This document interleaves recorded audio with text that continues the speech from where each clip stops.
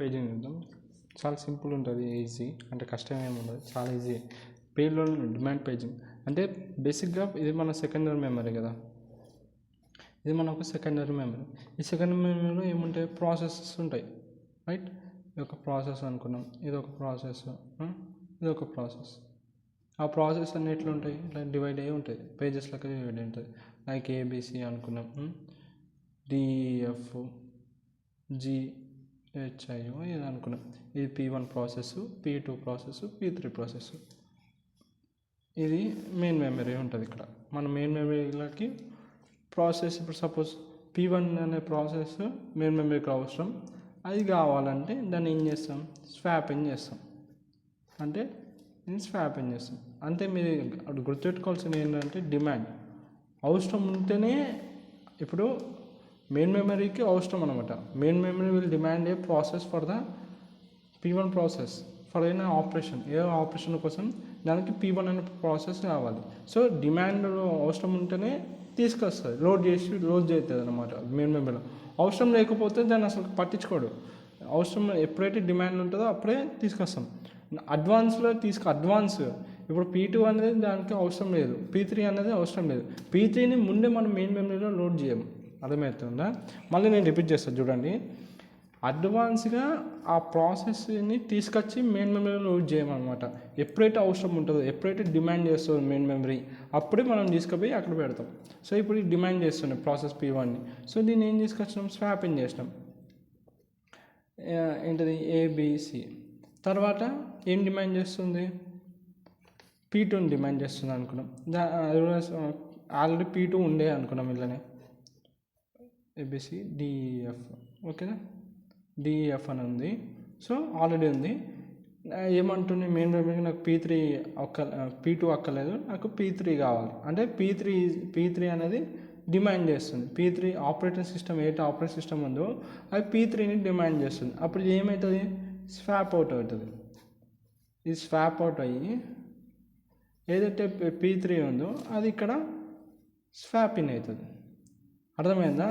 లోపల ATM secondary మెమరీలో decide అయిన ప్రాసెసెస్ ఉన్నాయి కదా, ఎప్పుడైతే ఆపరేటింగ్ సిస్టమ్ డిమాండ్ చేస్తుందో అప్పుడే మెయిన్ మెమరీలో లోడ్ చేస్తాం.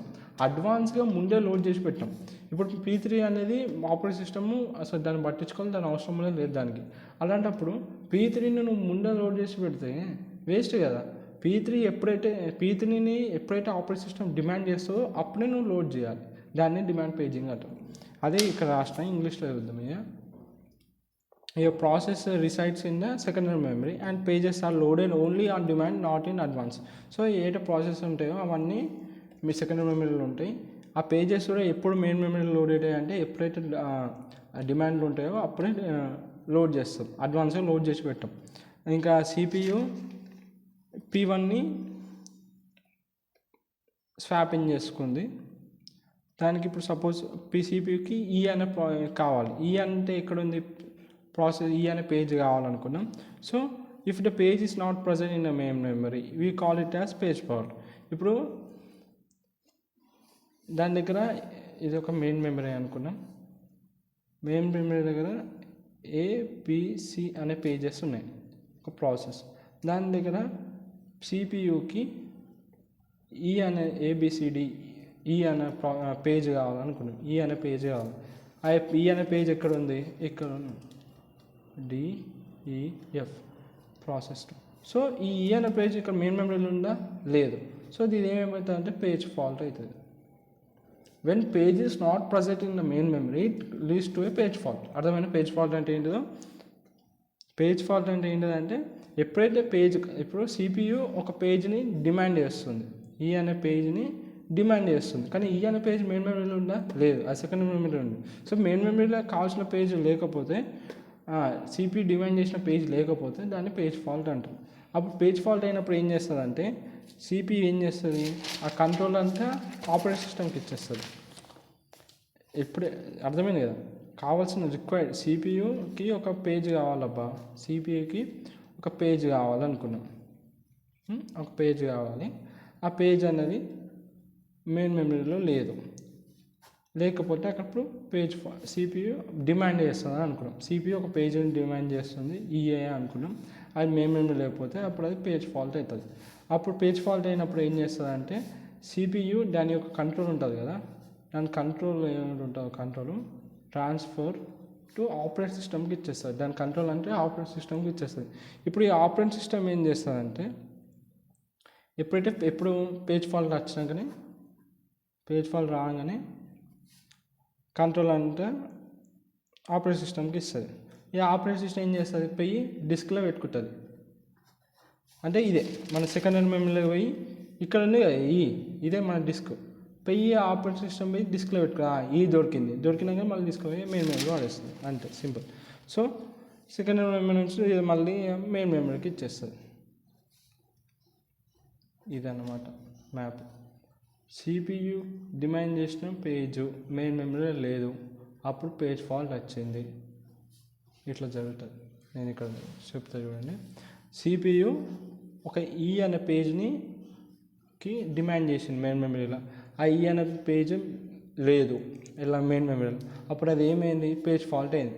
అలాంటి ఆ పేజ్ ఫాల్ట్ రాగానే ఏం చేసింది, CPU తీసుకొని దాని కంట్రోల్ అంటే ఇక నాతో అయితలే, ఇక నువ్వు కంట్రోల్ తీసుకొని నాకు కావాల్సిన పేజ్ని నువ్వు తీసుకొచ్చి అని ఆపరేటింగ్ సిస్టమ్ చెప్తుంది. ఆపరేటింగ్ సిస్టమ్ ఏం చేస్తుంది, ఇక పోయి డిస్క్లోకి వెళ్తుంది. Disk is nothing but secondary memory, ఎందుకంటే పేజెస్ అన్నీ సెకండరీ మెమరీలో ఉంటాయి. సో అనేది సెకండరీ మెమరీలో ఉంది, డిస్క్లో ఉంది. సో డిస్క్లో పోయి ఆ ఈని తీసుకొచ్చేసేసి మళ్ళీ మెయిన్ మెమరీలోకి స్వాపింగ్ చేసి లోడ్ చేసేసింది. లోడ్ చేసినాకనే CPU కావాల్సిన ఈ పేజ్ వచ్చేసింది కాబట్టి అది ఎగ్జిక్యూషన్ స్టార్ట్ చేస్తుంది. ఇలా చదువుతున్నాను. అదే ఇక్కడ రాశాను. అంటే CPU transfers the control from program to, ఎప్పుడైతే పేజ్ ఫాల్ట్ వస్తుందో కావాల్సిన పేజ్ లేకపోతే మెయిన్ మెమరీలో దాన్ని పేజ్ ఫాల్ట్ అంటారు. So CPU transfer controls from program to operate system to demand a page back in to the memory. నాకు కావాల్సిన page నా దగ్గర లేదు, సో నువ్వు కంట్రోల్ తీసుకొని ఆపరేట్ సిస్టమ్ నా కంట్రోల్ నువ్వు తీసుకొని నాకు కావాల్సిన పేజ్ని తీసుకొచ్చి మెయిన్ మెమరీలో పెట్టేసాయి. అంటే ఇక CPU కావాల్సిన పేజ్ని మెయిన్ మెమరీలోకి లోడ్ చేయడానికి లేదు, సో ఆ పేజ్ ఫాల్ట్ అయింది. ఆ కంట్రోల్ అంటే CPU తీసుకొని OS తీసుకొని OS డిస్క్లో పెట్టుకుంటుంది. డిస్క్లో పెట్టి మళ్ళీ మెయిన్ మెమరీలో లోడ్ చేస్తుంది. ఇదన్నమాట జరిగేది. తర్వాత ఇక పర్ఫార్మెన్స్ ఆఫ్ డిమాండ్ పేజింగ్ ఎలా ఉంటుందంటే పేజ్ ఫాల్ట్ రేట్ అనేది ఎప్పుడు 0 p అంటే పేజ్ మళ్ళీ > 1.0. ఒకవేళ ఇఫ్ పేజ్ అనేది p = 0 అయినాకో నో పేజ్ ఫాల్ట్ అనేది లేదన్నమాట. ఒకవేళ p = 1 ఉన్నాకో every reference is a fault. ఓకేనా, ఇది అన్నమాట. పేజ్ 0 వచ్చేసినాక ఇక్కడ మనకి పేజ్ ఫాల్ట్ లేనట్టు, ఒకవేళ 1 వచ్చినాక పేజ్ ఫాల్ట్ ఉన్నట్టు. దాంతోపాటు ఎఫిషియన్సీ యాక్సెస్ టైం అని ఉంటుంది, EAT. దాని ఫార్ములా వచ్చేసేసి 1 - p into memory access plus p of page fault over it plus swap page out, swap page in plus restart over it. Efficient access టైంకి ఒక example కూడా తీసుకున్నాం మనం. ఇక్కడ వాడు మనకి ఏమి ఇచ్చిండు, మెమరీ యాక్సెస్ టైం ఇచ్చిండు 200 nanoseconds. Average page fault service time ఇచ్చిండు ఎంత, 8 milliseconds. దాన్ని మనం క్యాలిక్యులేట్ చేస్తాం మా ఫార్ములాలో పెట్టి. Effective access time equals to ఎంత, 1 - p. మనకి యాక్సెస్ టైం ఇచ్చింది, మెమరీ యాక్సెస్ టైం ఇచ్చింది. ఫార్ములా ఏంటిది, 1 - p into memory access time. Memory access time ఎంత ఇచ్చిన వాడు 200 నానోసెకండ్స్ ఇచ్చిండు. ప్లస్ ఏంటిది, p ఆఫ్ ఏంటిది, page fault over it plus swap out, swap in, తర్వాత రీస్టార్ట్ ఓవర్ ఇట్. సో ఇక్కడ మనకి ఎంత ఇచ్చిండు వాడు, average page fault service time అన్నీ కలిపి నాకు ఎంత వస్తుంది, 8 milliseconds అంటుంది. 8 milliseconds ఉంది. ఇది మనం ఆ ఫార్ములా సబ్స్టిట్యూట్ చేసినాం, సింపుల్. సో దీన్ని నేను చేస్తే నాకేమొస్తుందంటే p - p, ఇక్కడ ఒక p ఉంది కదా, ఇంటూ 200 ప్లస్ p ఇంటూ ఇది 8 millisecondsని కన్వర్ట్ చేస్తే 8 పక్కన 3 zeros, 3 zeros వస్తాయి. ఓకేనా, తర్వాత నేను ఏం చేస్తాను, 200 ప్లస్ p, ఎందుకంటే ఒక p మైనస్ ప్లస్ క్యాన్సిల్ అవుతుంది, నీకు ఒకటి p ఉంటుంది.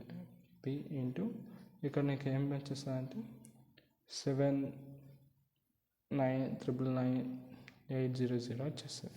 ఓకేనా, ఇది ఎఫెక్టివ్ యాక్సెస్ టైం నీకు వచ్చేసింది. దీన్ని ఒక విధంగా మాట్లాడుకుంటే ఒకవేళ 1 యాక్సెస్ అవుట్ ఆఫ్ 1000 కాసెస్ అనుకున్నాము, పేజ్ ఫాల్ట్ ఈక్వల్స్ టు దీన్ని ఎట్లా రాసుకోవచ్చు మనం, 8.2 milliseconds అనుకోవచ్చు. ఓకేనా, ఒకవేళ 1 యాక్సెస్ అవుట్ ఫర్ ఆఫ్ 1000 కాసెస్కి అండ్ పేజ్ ఫాల్స్ కనుక్కుంటే మనకి ఎఫెక్టివ్ యాక్సెస్ టైం వచ్చేసి 8.2 మిల్లీసెకండ్స్. ఇదంతా ఒక